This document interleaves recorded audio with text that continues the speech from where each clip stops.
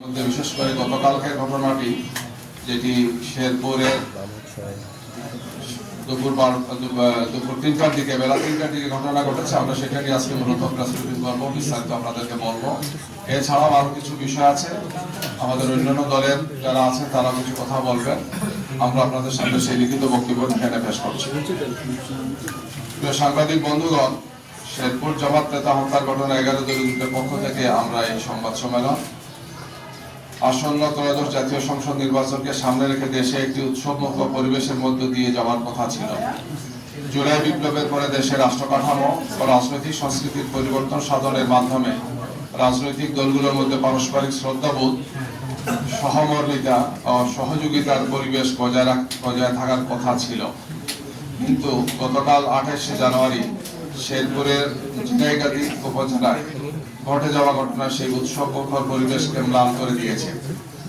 উপজেলা প্রশাসনের আয়োজনে ঝিনাইগাতি ও শ্রীবর্দী উপজেলা সংশ্লিষ্ট নির্বাচনী আসনের প্রার্থীদের নিয়ে ইশতেহার ঘোষণা অনুষ্ঠান আয়োজন করা হয়। সেখানকার স্থানীয় প্রশাসনের আয়োজনটা করেছিলেন। এই অনুষ্ঠানকে কেন্দ্র করে বাংলাদেশ জাতীয়তাবাদী দল বিএনপির এক দল উচ্ছৃঙ্খল নেতাকর্মীদের অব্যাহত উস্কানির কারণে 11 দলীয় জোট ও বিএনপি নেতাকর্মীদের মধ্যে সংঘর্ষ বাধে। সংঘর্ষের এক পর্যায়ে বাংলাদেশ জামাত ইসলামীর শ্রীবর্দী উপজেলার সেক্রেটারি ভাই রেজাউল করিমকে কুপিয়ে হত্যা করে বিএনপির একদল সন্ত্রাসী। ঘটনার সূত্রপাত হয়েছিল সাংবাদিক বন্ধুগণ এভাবে, আপনারা জানেন যে ঝিনাইগাতি এবং শ্রীবর্দী উপজেলা মিলে শেরপুর 3 আসন। গতকাল দুপুর 2:30 শেরপুরের ঝিনাইগাতি স্টেডিয়ামে শেরপুর 3 আসনের সহকারী রিটার্নিং কর্মকর্তার উদ্যোগে সকল প্রার্থীর ইশতেহার প্রকাশ অনুষ্ঠান ছিল। যথারীতি জামাত এবং 11 দলীয় জোটের প্রার্থী নুরুজ্জামান বাদল, তিনি আমাদের সেই জেলার সেক্রেটারিও নেতাকর্মীদের নিয়ে যথাসময়ে অনুষ্ঠানস্থলে উপস্থিত হন এবং অনুষ্ঠানস্থলে আসন গ্রহণ করেন।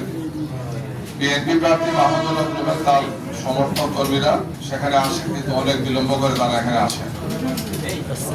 তখন বিএনপি নেতারা ইউএনএকে অর্ধেক আসন ভাগ করে দিতে পারে। ইতিহাসে বলেছেন যে অর্ধেক আসন খালি করে দিতে হবে, তাদের জন্য আলাদা বরাদ্দ দিতে হবে। ইউএনএ জামাত প্রার্থীকে অনুরোধ করেন কিছু ছাড় ছেড়ে দিতে। জামাত 11 দলীয় প্রার্থী নুরুজ্জামান বাদল মাইকে কর্মীদের আসন ছাড়তে বলেন। জামাত কর্মীরা আসন ছেড়ে দেওয়ার পরও বিএনপির শৃঙ্খল নেতা কর্মীরা বাকবিতণ্ডা শুরু করেন। সেই সাথে ওই আসনের বিএনপি প্রার্থী মাহবুবুল হক রুবেল, বিএনপি নেতা আব্দুল রহমান সহ বিএনপির শৃঙ্খল নেতা কর্মীরা অব্যাহত উস্কানি দিতে থাকেন। এতে বিএনপি নেতা কর্মীরা হাতাহাতি এবং সংঘর্ষে লিপ্ত হয়। এই দুইজনের উস্কানির কারণে, অন্য নেতাদের উস্কানির কারণে। এই অবস্থায় পুলিশ প্রশাসন বিএনপি নেতা কর্মীদের নিবৃত্ত না করে বরং নিষ্ক্রিয় দর্শকের ভূমিকা পালন করে। সাংবাদিক বন্ধুরা,